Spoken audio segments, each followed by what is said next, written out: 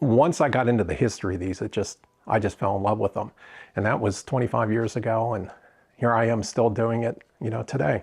BusinessJournalDaily.com 3 Minutes With is brought to you by Farmers National Bank. Save, borrow, and invest with Farmers. Take heart knowing you're helping create a strong community. Mind your money at Farmers. Talk directly to local decision makers about your loans, investments, and insurance. Farmers. Fiercely local, fiercely loyal. I hand carve Victorian carousel rocking horses, and I've been doing this for around 25 years or so. When you build them, you always start with the head, and then you build it out like this.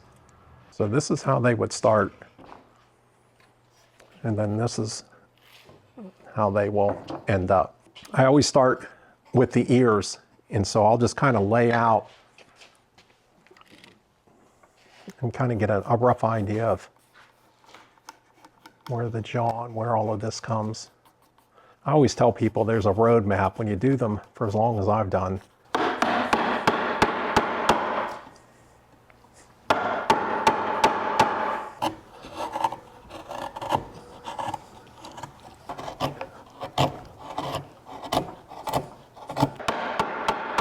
My father's a retired art teacher from Sharpsville High School, and he and I had a passion for the carousel horses.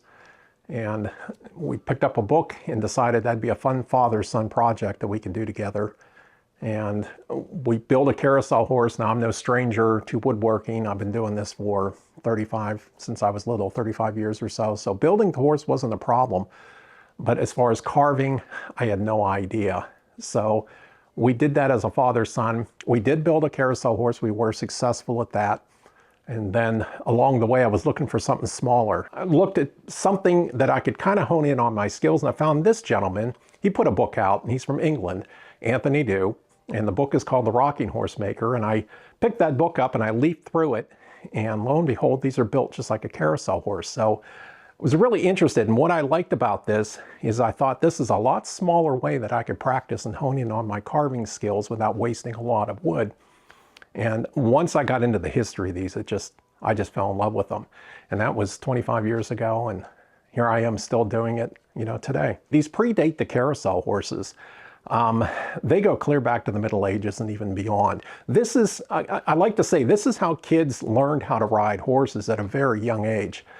Kids can actually get a hold of the mane and pull themselves up. The stirrups are fully adjustable. The hair of the saddle and everything I do get directly from England. So these are traditional English style rocking horse.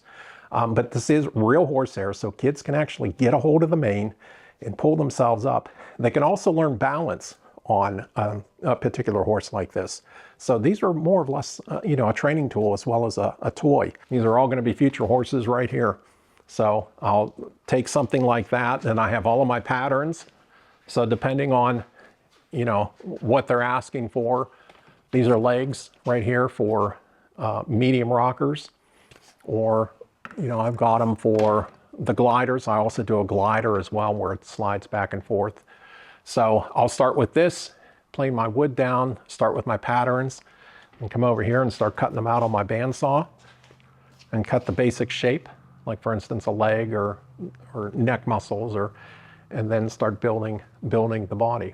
I can carve a head in about 4 to 5 hours and have it pretty well ready to go. I can rough a body in an afternoon. The rest of the time is spent mostly sanding. So if you're not a fan of sanding, then this is not going to be for you, but I have hours.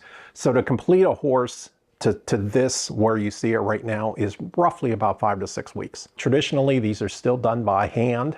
I do have power tools and things that can help speed up sanding and things, but really this is still all done by hand. This is more or less called a thoroughbred head. So the head is laid up a little bit more.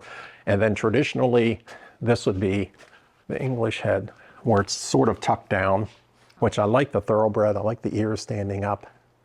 And this one, I'm kind of going a little bit crazy with it with detail. This is solid cherry, so I'm making one in cherry. So with detail and everything, I'm just kind of pushing it and seeing, what all I can do. When you build these, you end up with a bit of a hollow cavity on the inside because the middle section of this horse is just a box. So you always end up with a hollow space on the inside of these horses. It's done for structure, but it's also done to take down or less weight, I suppose. And a lot of your old-time carvers, when they would build a carousel horse, they might put something inside that horse, a memento, a coin, something for good luck. So I carry on the same tradition. So all of my people, my clients that have ordered from me, I always give them that option. You're welcome to send me some information about your family, and I'll tuck it inside that horse, and who knows, 100 years from now, they'll learn all about your family and that history and everything. It's just a little fun thing that I do. You can never get back into it. It's just, you know, if it ever gets restored or needs restored, they'll find all that information. It just so happens I have a Denzel. This is an authentic Denzel. He's one of my favorite carvers from back in the day. This is around turn of the century or so, but this is an actual carousel. And this guy is just a master. So it was brought in, I'm gonna paint it. This gentleman's from Newcastle. And so he came up and we got to talking, and he is a collector and he's had this for a couple of years. He saw the way I painted and my technique, and he said, he says, do you want to paint this for me? And I said, I'd love to have it here. So yeah, I'm gonna repaint this, clean him up a little bit, repaint him, do a little bit of repair, and then we'll make him look like he was back in the day. So I do get them in from all over the country for restoration, or just to have, you know, something touched up on it.